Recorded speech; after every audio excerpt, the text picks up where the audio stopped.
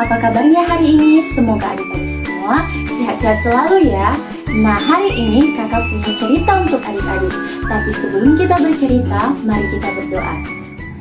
Tuhan Yesus, terima kasih atas berkat-Mu hari ini, sehingga Engkau telah menolong kami sampai pada saat ini.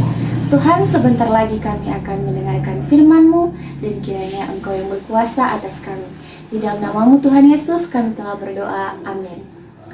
Nah, adik-adik, cerita kita hari ini adalah tentang Yohanes Pembaptis yang terambil dari Injil Markus pasal 1 ayat 1 sampai 7. Nah, kakak bacakan ya, adik-adik mendengarkan. Inilah permulaan Injil tentang Yesus Kristus, Anak Allah.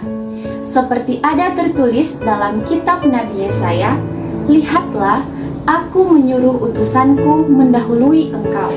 Ia akan mempersiapkan jalan bagimu." Ada suara orang yang berseru-seru di padang gurun, "Persiapkanlah jalan untuk Tuhan, luruskanlah jalan baginya."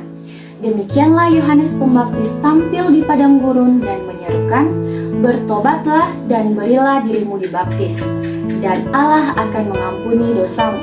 Lalu datanglah kepadanya orang-orang dari seluruh daerah Yudea dan semua penduduk Yerusalem, dan sambil mengaku dosanya mereka dibaptis di sungai Yordan. Yohanes memakai jubah bulu unta dan ikat pinggang kulit, dan makanannya belalang dan madu hutan. Inilah yang diberitakannya, "Sesudah aku akan datang, ia yang lebih berkuasa daripadaku, membungkuk dan membuka tali kasutnya pun aku tidak layak." Adik-adik, Yohanes Pembaptis adalah anak dari Imam Zakaria dan Elisabet. Yohanes Pembaptis lahir dalam kasih Tuhan. Semasa hidupnya dia melayani Tuhan dengan taat. Dia melayani Tuhan dalam kesederhanaannya. Yohanes Pembaptis tidak hidup mewah.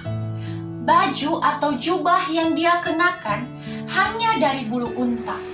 Dia tidak memakai baju seperti yang kita gunakan pada saat ini. Dan makanannya pun hanya belalang dan madu hutan. Coba adik-adik bayangkan, bagaimana ya Yohanes Pembaptis memakan belalang pada saat itu? Mungkin pada saat ini kita belum pernah memakan belalang, tapi Yohanes Pembaptis sudah pernah memakan belalang. Dan itulah kenyataannya Yohanes Pembaptis. Meskipun begitu, dia tetap kuat dalam memberitakan kedatangan Kristus. Sehingga pada akhirnya Yohanes Pembaptis mengatakan bahwa akan datang seorang yang lebih berkuasa daripada dia. Membungkuk dan membuka tali kasutnya pun Yohanes tidak layak. Adik-adik, seperti yang telah kita bacakan tadi, bahwa Yohanes Pembaptis adalah seorang yang berseru-seru di padang gurun agar orang banyak mempersiapkan jalan untuk Tuhan. Dengan suara nyaring, dia berkata seperti ini, "Persiapkanlah jalan untuk Tuhan, luruskanlah jalan baginya.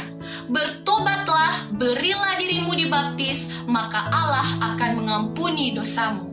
Lalu ketika orang banyak mendengar dan melihat apa yang dilakukan oleh Yohanes Pembaptis, mereka datang kepada Yohanes Pembaptis. Dengan penuh kesadaran, mereka menyadari bahwa mereka adalah orang yang berdosa. Mereka datang kepadanya dan memberi diri mereka untuk dibaptis. Sehingga Yohanes Pembaptis membaptis mereka satu persatu di sungai Yordan. Adik-adik, sehubungan dengan cerita kita, kakak mau menyampaikan sesuatu kepada adik-adik. Adik-adik semua, jadilah anak-anak yang takut akan Tuhan. Jangan mau menjadi anak-anak yang nakal. Sebab jika kita nakal, pasti hati Tuhan Yesus sangat bersedih. Karena yang diinginkan Tuhan Yesus, kita semuanya menjadi anak-anak yang takut akan Tuhan. Dan adik-adik jangan lupa untuk setiap harinya berdoa dan selalu memohon ampun kepada Tuhan ketika sudah berbuat suatu kesalahan. Sebab yang Tuhan mau, kita mau bertobat dan menyadari dosa-dosa kita seperti yang telah diserukan oleh Yohanes Pembaptis di cerita kita tadinya. Semoga jika setiap harinya apa yang kita lakukan menjadi kemuliaan bagi Tuhan, maka Dia akan selalu memberkati kita setiap harinya. Adik-adik, sebelum kita mengakhiri, kakak punya ayat hafalan untuk kita pada hari ini yang terambil dari Matius pasal 3 ayat 2. Di sini kakak sudah menampilkan, kita bisa membaca dan melihatnya bersama-sama. Mari kita sebutkan. Matius pasal 3 ayat 2. Bertobatlah sebab kerajaan surga sudah dekat.